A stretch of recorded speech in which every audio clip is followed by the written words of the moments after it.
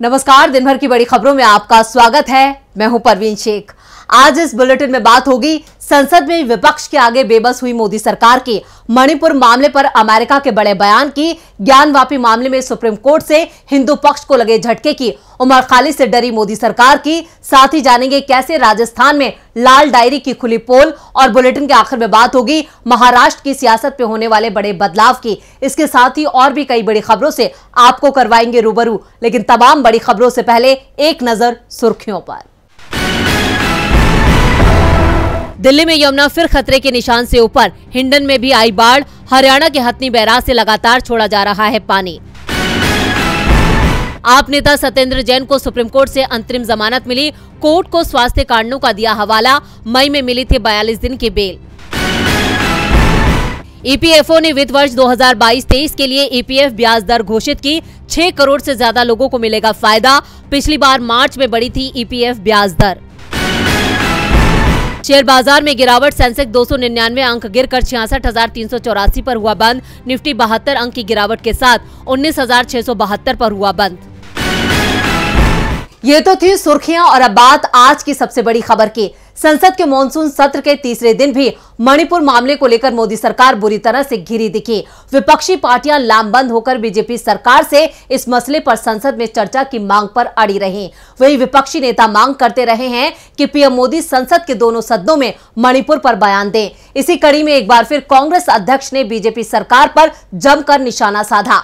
देखते हैं ये रिपोर्ट। पीएम मोदी 56 इंच सीने का दावा करते हैं, हर मुश्किल का सामना करने की बात कहते हैं, लेकिन जब भी कोई मुश्किल आती है तो मौन हो जाते हैं। मणिपुर मामले में कांग्रेस सहित पूरा विपक्ष 2.5 महीने तक पीएम के बयान की मांग करता रहा। पीएम की चुप्पी टूटी तो संसद के मॉनसून सत्र के शुरू होने से पहले पीएम 30 सेकंड ही बोले, और इस दौरान वो मणिपुर पर कम, राजस्थान छत्तीसगढ़ पर ज्यादा बोले। आज भी लोकसभा में केंद्रीय गृह मंत्री अमित शाह ने कहा कि वो मणिपुर पर चर्चा को तैयार हैं, लेकिन ये भी साफ कर दिया कि पीएम मोदी इस पर बयान नहीं देंगे, क्योंकि जिस विभाग का विषय है उस विभाग का मंत्री जवाब देगा। यानी गृह मंत्री अमित शाह ही चर्चा का जवाब देंगे, जिसे लेकर अब कांग्रेस ने फिर पीएम मोदी को घेर लिया है। अमित शाह के बयान पर उन्हें करारा जवाब देते हुए कांग्रेस ने कहा, अमित शाह, ना तो आप नेता सदन हैं, ना प्रधानमंत्री। सदन में चर्चा के लिए आपके तैयार होने से क्या होगा? इस देश के प्रधानमंत्री नरेंद्र मोदी हैं। वो रण छोड़ क्यों बने हुए हैं? वो सदन से क्यों भाग रहे हैं? वो मणिपुर पर 78 दिन तक चुप क्यों रहे? वो शांति की अपील क्यों नहीं कर रहे? वो मणिपुर की तुलना बाकी राज्यों से क्यों कर रहे हैं? कांग्रेस ने शाह को जवाब तो दिया है, साथ ही पीएम मोदी के मणिपुर पर ना बोलने को लेकर उन्हें रणछोड़ तक कह दिया। साफ है, विपक्ष की घेराबंदी से बीजेपी घबरा गई है। संसद में आज भी मणिपुर का मुद्दा छाया रहा। वहीं मणिपुर वायरल वीडियो पर अमेरिका का भी बड़ा बयान सामने आया है। अमेरिकी विदेश मंत्रालय के प्रवक्ता ने कहा है कि यह घटना भयानक और क्रूर है। साथ ही उन्होंने पीड़ितों को लेकर अपनी संवेदनाएं भी जाहिर की हैं। देखते हैं ये खास रिपोर्ट। मणिपुर पर पीएम मोदी की खामोशी टूटती नहीं दिख रही है, लेकिन पूरी दुनिया इसे खामोशी से नहीं देख रही है। भारत को दूसरे देश नसीहत दे रही हैं। अमेरिका लगातार मणिपुर में हो रही हिंसा को लेकर भारत सरकार को चेतावनी दे रहा है, और एक बार फिर उसने मणिपुर पर तीखी प्रतिक्रिया दी है। अमेरिका ने कहा है कि मणिपुर की 2 महिलाओं के उत्पीड़न का वीडियो बेहद चिंतित करने वाला है। सोशल मीडिया पर वायरल हो चुके इस वीडियो में दुनिया भर में मोदी सरकार की साख पर सवाल खड़े कर दिए हैं। इस घटना पर सवाल पूछे जाने पर अमेरिकी विदेश मंत्रालय के प्रवक्ता ने कहा कि ये घटना बेहद डराने वाली है।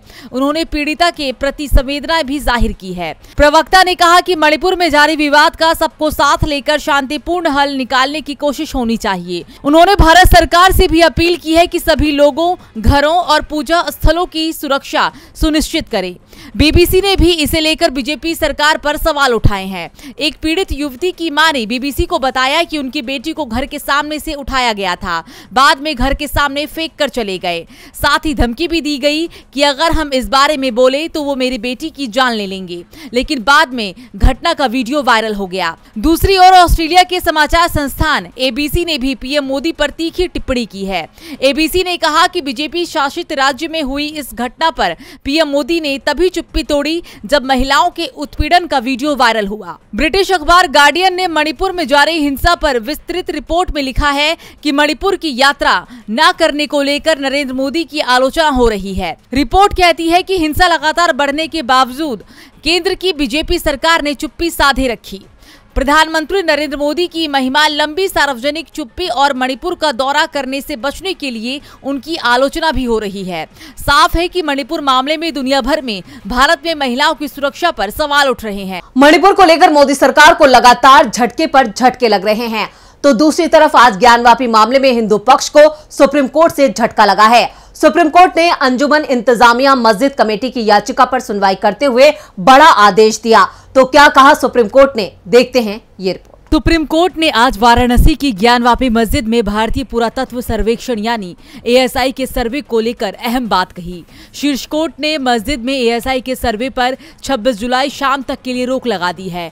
कोर्ट ने आदेश दिया है कि 26 जुलाई को शाम 5 बजे तक कोई सर्वे नहीं कराया जाएगा। सुप्रीम कोर्ट ने कहा कि इस दौरान अगर मस्जिद कमेटी चाहे तो वाराणसी कोर्ट के फैसले के खिलाफ हाई कोर्ट जा सकती है। वाराणसी की अदालत ने मस्जिद में ASI सर्वे का आदेश दिया था। सुप्रीम कोर्ट में 24 जुलाई को जब सुनवाई शुरू हुई, उस वक्त ASI की टीम ज्ञानवापी में सर्वे कर रही थी। सुनवाई के दौरान सुप्रीम कोर्ट ने सवाल किया कि ज्ञानवापी मस्जिद में क्या हो रहा है। इस पर उत्तर प्रदेश सरकार की ओर से सुप्रीम कोर्ट में कहा गया कि ज्ञानवापी मस्जिद में खुदाई नहीं हो रही है। पहले सुप्रीम कोर्ट ने ज्ञानवापी मस्जिद में 1 सप्ताह तक खुदाई का काम नहीं कराने की बात कही। फोटोग्राफी और रडार इमेजिंग के जरिए सर्वे कराने की बात कही गई। ASI की ओर से कहा गया कि हम लोग केवल सर्वे का काम कर रहे हैं। अंजुमन कमेटी की तरफ से पेश हुए वरिष्ठ वकील हुजैफा अहमदी ने बेंच से कहा, शुक्रवार को सर्वे का आदेश दिया गया, हमें अपील का मौका नहीं मिला और सर्वे शुरू हो गया। आदेश में खुदाई लिखा है तो हमें अपील का मौका मिलना चाहिए। जब इस तरह के मामले में पहले ही ASI सर्वे के आदेश पर रोक लगी है तो दूसरे मामले में ASI सर्वे की इजाजत कैसे दे सकती है? आखिर इतनी जल्दी क्यों? 15वीं शताब्दी से यह स्थान मस्जिद रहा है। 400 साल तक इस पर कोई विवाद नहीं उठा, अब क्यों विवाद उठाया जा रहा है? मुस्लिम पक्ष ने सर्वे में बहिष्कार का बचाव किया। अंजुमन इंतजामिया मसाजिद कमेटी के संयुक्त सचिव सैयद मोहम्मद यासीन ने कहा कि सुप्रीम कोर्ट में मामले की सुनवाई की जानकारी प्रशासन और ASI की टीम को पहले ही दे दी गई थी।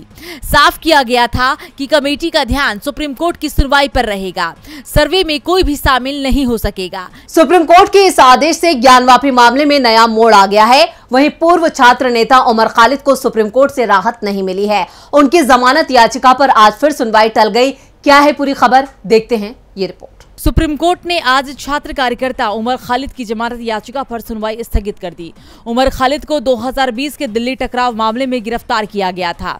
उन पर दिल्ली में टकराव की साजिश करने का आरोप लगाया गया और उन्हें जेल में डाल दिया गया। न्यायमूर्ति AS बोपन्ना और बेला M त्रिवेदी की पीठ से याचिकाकर्ता के वकील ने सुनवाई पर 1 हफ्ते की अवधि के लिए स्थगन की मांग की थी, जिसके मद्देनजर सुनवाई को स्थगित कर दिया गया। शीर्ष अदालत की आधिकारिक वेबसाइट पर मौजूदा जानकारी के अनुसार ये मामला अब 9 अगस्त के लिए सूचीबद्ध किया गया है। उमर खालिद की याचिका के जवाब में दिल्ली पुलिस ने रविवार को जवाबी हलफनामा दायर किया था, जो अभी तक आधिकारिक तौर पर रिकॉर्ड में नहीं है। इसके पहले सुप्रीम कोर्ट ने 12 जुलाई को मामले में 24 जुलाई के लिए पोस्ट कर दिया था। दिल्ली पुलिस के वकील ने हजारों पन्नों की चार्जशीट का हवाला देते हुए जवाब दाखिल करने का और वक्त मांगा था। उमर खालिद की ओर से पेश हुए वरिष्ठ वकील कपिल सिब्बल ने दलील दी थी कि वो आदमी 2 साल और 11 महीने से हिरासत में है। कौन सा शपथ पत्र दायर करने के लिए है? ये एक जमानत याचिका है। उमर खालिद ने दिल्ली हाईकोर्ट के जमानत देने से इनकार करने के बाद सुप्रीम कोर्ट का दरवाजा खटखटाया है। हाईकोर्ट की जस्टिस सिद्धार्थ मृदुल और रजनीश भटनागर की पीठ ने पिछले साल 18 अक्टूबर को नियमित जमानत की मांग करने वाली उमर खालिद की अपील खारिज कर दी थी। उमर खालिद ने ट्रायल कोर्ट के उस आदेश को चुनौती दी थी जिसने उन्हें UAPA मामले में जमानत देने से इनकार कर दिया था। दिल्ली पुलिस की माने तो उमर खालिद के अलावा दिल्ली टकराव मामले में लगभग 1 दर्जन लोग शामिल हैं। आपको बता दें, फरवरी 2020 में दिल्ली में टकराव की घटनाएं हुई थी, जिसमें 50 से ज्यादा लोगों की जान चली गई और 700 से ज्यादा लोग घायल हो गए थे। खालिद को जमानत के लिए अभी और इंतजार करना होगा। अब बात राजस्थान की। राजस्थान विधानसभा में आज जबरदस्त हंगामा मचा। अशोक गहलोत सरकार से बर्खास्त किए जा चुके विधायक राजेंद्र गुढ़ा अपने साथ एक लाल डायरी लेकर आए थे। दावा कर रहे थे कि इसमें कई घोटाले छिपे हैं, लेकिन इसमें क्या राज है इसका जिक्र करने की हिम्मत वो मीडिया के सामने नहीं कर पाए, जिससे गुढ़ा के दावे पर सवाल उठ रहे हैं। राजस्थान में राजेंद्र सिंह गुढ़ा लाल डायरी में कांग्रेस राज के भ्रष्टाचार की बात कर रहे हैं। दावा कर रहे हैं कि लोगों को उन पर भरोसा है। राज्य बीजेपी भी गुड़ा के सहारे गहलोत सरकार को घेरने की कोशिश कर रही है, लेकिन डायरी में क्या है इसे सार्वजनिक करने की हिम्मत राजेंद्र गुड़ा भी नहीं जुटा पा रहे हैं। सीएम पर खुलेआम आरोप तो लगा रहे हैं, लेकिन आरोप है कि जिस सबूत की बात कर रहे हैं उसे सार्वजनिक नहीं कर रहे हैं। इस बीच गुड़ा के तमाम पुराने वीडियो भी वायरल हो रहे हैं।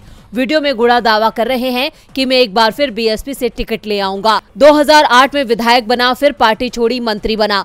कांग्रेस में दरी बिछाने का टाइम आया तो कांग्रेस छोड़ी, बीएसपी चला गया। 2018 में बीएसपी से फिर टिकट लाया, फिर जीता, फिर पार्टी छोड़ी, फिर मंत्री बना।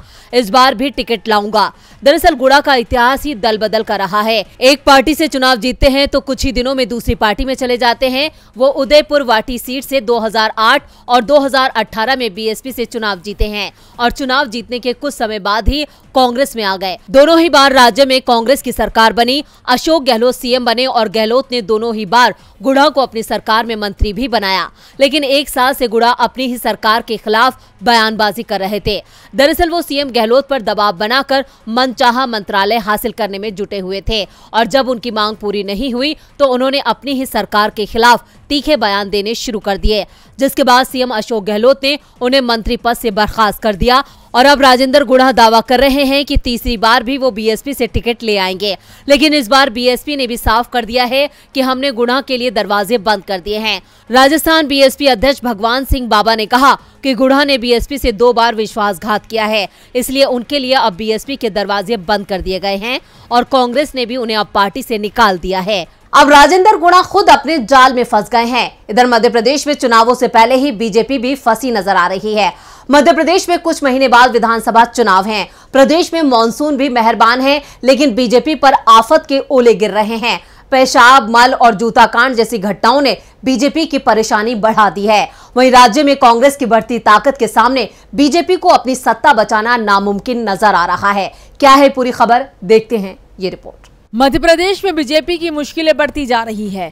पिछले 1 महीने में 5 ऐसी घटनाएं सामने आई है जिसने बीजेपी के पसीने छुटा दिए हैं। चुनावी साल में हो रही इन घटनाओं से मध्य प्रदेश शर्मसार है तो बीजेपी की परेशानी भी बढ़ती जा रही है। पेशाब कांड के बाद एमपी में मल कांड सामने आया है। ये दोनों मामले ठंडा भी नहीं हुए थे कि अब जूता कांड सामने आ गया है। इन घटनाओं से बीजेपी मुश्किल में घिर गई है। कांग्रेस ने इसे सियासी हथियार बना लिया है। सीधी पेशाब कांड के बाद सरकार की फसीहत होने लगी तो शिवराज सिंह चौहान ने डैमेज कंट्रोल का बीड़ा खुद उठा लिया। पीड़ित दशरथ रावत को भोपाल बुलवाया और पैर धोकर माफी मांगी, क्योंकि बीजेपी को आदिवासी वोट खिसकने का डर था। हालांकि कांग्रेस लगातार इस मुद्दे पर बीजेपी को घेर रही है। सीधी पेशाब कांड के बाद अब एमपी के इंदौर का वीडियो वायरल हुआ। वायरल वीडियो में कुछ लोग 2 आदिवासी भाइयों की पिटाई कर रहे थे। ऐसी कुछ और वीडियो भी प्रदेश के अलग अलग हिस्सों से सामने आई। ऐसे में बीजेपी की मुश्किलें लगातार बढ़ती जा रही है। वहीं मध्य प्रदेश के 2 जिलों में मलकांड भी सामने आया है। सबसे पहले शिवपुरी और इसके बाद छतरपुर में एक दलित के चेहरे और शरीर पर मल मलने का मामला सामने आया है। विंध्य वही इलाका है जहां निकाय चुनाव में बीजेपी को बड़ा झटका लग चुका है। सीधी की घटना के बाद ग्वालियर से भी एक वीडियो वायरल हुआ। वायरल वीडियो में कुछ लोग कार के अंदर युवक की पिटाई कर रहे थे। इन घटनाओं ने विपक्ष को एक बड़ा मुद्दा दे दिया है। विपक्ष राज्य में आदिवासियों पर अत्याचार और कानून व्यवस्था की स्थिति को लेकर सरकार को लेकर लगातार घेर रही है। ऐसे में यह साफ है कि इन घटनाओं ने बीजेपी की परेशानी एमपी में। और बुलेटिन के आखिर में बात महाराष्ट्र राजनीति की। एकनाथ शिंदे मुश्किल में दिखाई दे रहे हैं। अजीत पवार को जिस तरह से बीजेपी में सम्मान मिल रहा है, उनकी हर बात को माना जा रहा है। उसके बाद अब इस बात की चर्चा शुरू हो गई है कि शिंदे की जगह अजीत पवार को महाराष्ट्र का सीएम बनाया जा सकता है। क्या है पूरी खबर, देखते हैं ये रिपोर्ट। एकनाथ शिंदे ने एमवीए छोड़ी तो दावा किया कि एनसीपी शिवसेना को कमजोर कर रही थी। सरकार में फैसले डिप्टी सीएम अजीत पवार ले रहे थे और अब एकनाथ शिंदे ने अपनी सरकार में अजीत पवार को फिर डिप्टी सीएम बना दिया। उन्हें वित्त मंत्रालय भी दे दिया। लेकिन अजीत गुट के विधायकों ने साफ कर दिया है कि इस बार अजीत डिप्टी सीएम नहीं बल्कि सीएम बनने की तैयारी में है। 2 दिन पहले एनसीपी के अजीत पवार गुट के प्रवक्ता और पार्टी विधायक अमोल मिटकरी ने अजीत पवार के मुख्यमंत्री पद को लेकर ट्वीट किया था, जिसमें उन्होंने लिखा था, मैं अजीत अनंतराव पवार को महाराष्ट्र के मुख्यमंत्री के रूप में शपथ दिलाता हूं। मिटकरी ने इस ट्वीट में दावा किया था कि अजीत पर्व जल्द ही आएगा और अब शिंदे सरकार में अजीत गुट के कैबिनेट मंत्री अनिल पाटी ने दावा किया है कि अमोल मिटकरी ने जो बयान दिया है वो एनसीपी कार्यकर्ताओं की इच्छा पर दिया है। एनसीपी के हर नेता और कार्यकर्ता की भी ये इच्छा है कि अजीत दादा को महाराष्ट्र का सीएम बनना चाहिए। इसके लिए हमें 145 विधायकों के आंकड़े तक पहुंचना है। इसके बाद 100% अजीत पवार ही एनसीपी के मुख्यमंत्री होंगे। अजीत गुट का दावा है कि उनके साथ एनसीपी के 42 विधायक हैं। ऐसे में बीजेपी के साथ 145 का आंकड़ा भी पूरा हो रहा है। इसके बाद ये साफ संकेत मिल रहे हैं कि एकनाथ शिंदे की जगह अजीत पवार को सीएम बनाने की तैयारी शुरू हो गई है। जल्द ही एकनाथ शिंदे को लेकर विधानसभा अध्यक्ष फैसला सुना सकते हैं। उनकी अयोग्यता के मामले में विधानसभा अध्यक्ष सुनवाई कर रहे हैं। अगर शिंदे को विधानसभा अध्यक्ष अयोग्य ठहरा देते हैं तो उनसे सीएम पद भी छिन जाएगा और अजीत पवार के सीएम बनने का रास्ता भी साफ हो जाएगा। इसे लेकर शिंदे गुट के विधायक डरे हुए भी दिखाई दे रहे हैं, तो उद्धव कैंप भी मौके की तलाश में है। आज इस बुलेटिन में इतना ही। देखते रहिए डीबी लाइव। नमस्कार।